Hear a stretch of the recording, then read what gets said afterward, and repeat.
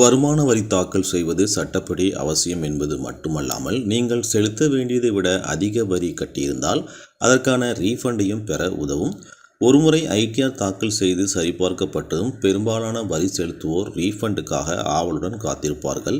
ஆனால் இந்த ரீஃபண்ட் வர எவ்வளவு காலமாகும், அதன் நிலையை எப்படி தெரிந்து கொள்வது, இந்த வீடியோவில் பார்க்கலாம். வீடியோக்குள்ளே போகிறதுக்கு முன்னாடி சேனலை நீங்கள் இது வரைக்கும் சப்ஸ்கிரைப் பண்ணாமல் பார்த்தீங்கன்னா மறக்காமல் சப்ஸ்கிரைப் பட்டனை ப்ரெஸ் பண்ணிட்டு பக்கத்தில் இருக்கிற பெல் பட்டனையும் தட்டி விட்டுருங்க. இந்த ஆண்டு மத்திய நேரடி வரிகள் வாரியம் வரி தணிக்கை தேவைப்படாத தனிப்பட்ட வரி செலுத்துவோருக்கான ஐடிஆர் தாக்கல் செய்வதற்கான கடைசி தேதியை ஜூலை 31 செப்டம்பர் 15 வரை நீட்டித்துள்ளது. இது உங்களுக்கு கூடுதல் அவகாசம் அளிக்கிறது. சரி, இப்பொழுது ரீஃபண்ட் செயல்முறை எப்படி செயல்படுகிறது என்பதையும் உங்கள் ரீஃபண்ட் நிலையை ஆன்லைனில் எப்படி சரிபார்ப்பது என்பதையும் பார்ப்போம். உங்களுடைய ஐடிஆரை வெற்றிகரமாக தாக்கல் செய்து சரிபார்த்த பிறகு வருமான வரித்துறை அதை ஆய்வு செய்ய தொடங்கி ஏதேனும் ரீஃபண்ட் இருந்தால் அதை செயல்படுத்தும். ரீஃபண்ட் கிடைக்க எடுக்கும் நேரம் பல காரணிகளை பொறுத்தது. உதாரணமாக, நீங்கள் கொடுத்த தகவல்கள் எவ்வளவு துல்லியமாக இருக்கின்றன என்பதை பொறுத்து தாமதம் ஏற்படலாம். ஆன்லைன் சரிபார்ப்பு, அதாவது வெரிஃபிகேஷன் பொதுவாக வேகமாக நடக்கும். குறிப்பாக கடைசி தேதி நெருங்கும் உச்சக்கட்ட காலங்களில் அதிக எண்ணிக்கையிலான வரிகள் செயல்படுத்தப்படுவதால் ரீஃபண்ட் தாமதமாகலாம்.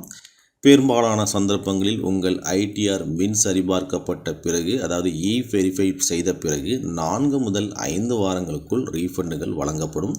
உங்கள் ஐடிஆரை முன்கூட்டியே தாக்கல் செய்வதும் வங்கி கணக்கு தகவல், அறிவிக்கப்பட்ட வருமானம் மற்றும் கோரப்பட்ட டிடிஎஸ் போன்ற அனைத்து விவரங்களும் சரியாக இருப்பதை உறுதி செய்வதும் உங்கள் ரீஃபண்ட் செயல்முறையை விரைவுபடுத்த உதவும். சரி, உங்களுடைய ஐடிஆர் ரீஃபண்ட் ஸ்டேட்டஸை எப்படி சரிபார்ப்பது அப்படின்னு பார்ப்போம். வருமான வரித்துறையின் ஃபைலிங் இணையதளம் மூலமாகவோ அல்லது NSTL போர்ட்டல் மூலமாக நீங்கள் சரி பார்க்கலாம். ஃபைலிங் போர்ட்டலுக்கு போயிட்டு உங்களுடைய பேன் அல்லது ஆதார் எண் மற்றும் பாஸ்வேர்டை பயன்படுத்தி நீங்கள் லாகின் பண்ணிக்கோங்க.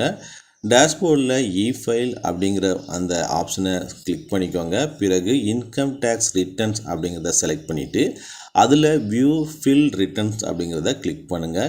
இப்போது நீங்கள் தாக்கல் செய்த வரிகளின் பட்டியல் தோன்றும். தொடர்புடைய மதிப்பீட்டு ஆணின், அதாவது அசஸ்மெண்ட் இயர் அருகிலுள்ள வியூ டீட்டெயில்ஸ் அப்படிங்கிறத கிளிக் பண்ணுங்கள். இப்போது உங்களுடைய ரீஃபண்ட் பற்றிய முழுமையான விவரங்கள், அதன் தற்பொழுதைய நிலை, வழங்கப்பட்ட தேதி, அதாவது ஒருவேளை செயல்படுத்தப்பட்டிருந்தால் அந்த தேதி மற்றும் பிற முக்கியமான புதுப்பிப்புகள் அனைத்தையும் நீங்கள் பார்க்க முடியும். பொதுவாக ரீஃபண்ட் தாமதத்திற்கான காரணங்கள் என்னன்னு பார்த்தீங்கன்னா, உங்களுடைய ஐடிஆரை சரிபார்த்த பிறகுதான் ரீஃபண்ட் செயல்முறை தொடங்கும். நீங்கள் இதை செய்யவில்லை என்றால் உங்களுடைய ரீஃபண்ட் தாமதமாகும்.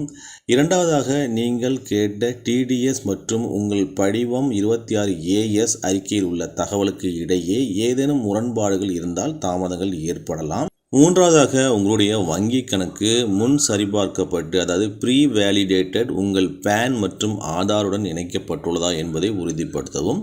தவறான விவரங்கள் இருக்கும் பட்சத்தில் ரீஃபண்ட் வரவு வைக்கப்படாமல் போகும். நான்காவதாக, உங்களுடைய வருமான வரி தாக்கல் கூடுதல் ஆய்வுக்காக குறிக்கப்பட்டிருந்தால் அந்த செயல்முறை முடியும் வரை ரீஃபண்ட் தாமதமாகலாம்.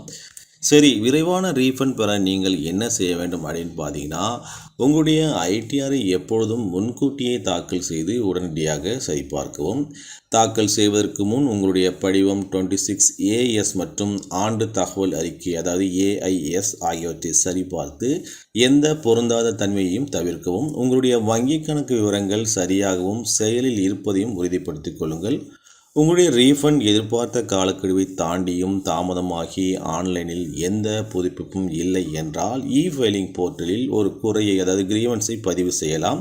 உங்களுடைய வருமானம் துல்லியமாகவும் சரியான நேரத்தில் சரிபார்க்கப்பட்டதாகவும் இருந்தால் உங்களுடைய ஐடிஆர் ரீஃபண்டை பெறுவது பெரும்பாலும் சுலபமான ஒரு செயல்முறையாகும்.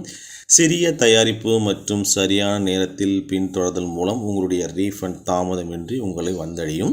இந்த வீடியோ உங்களுக்கு பயனுள்ளதாக இருந்திருக்கும் என்று நம்புகிறோம். வீடியோ பிடித்திருந்தால் லைக் பண்ணுங்கள். சேனலை சப்ஸ்கிரைப் பண்ணாதவங்க சப்ஸ்கிரைப் பட்டனை ப்ரெஸ் பண்ணிட்டு பக்கத்தில் இருக்கிற பெல் பட்டனையும் தட்டி விட்டுருங்க.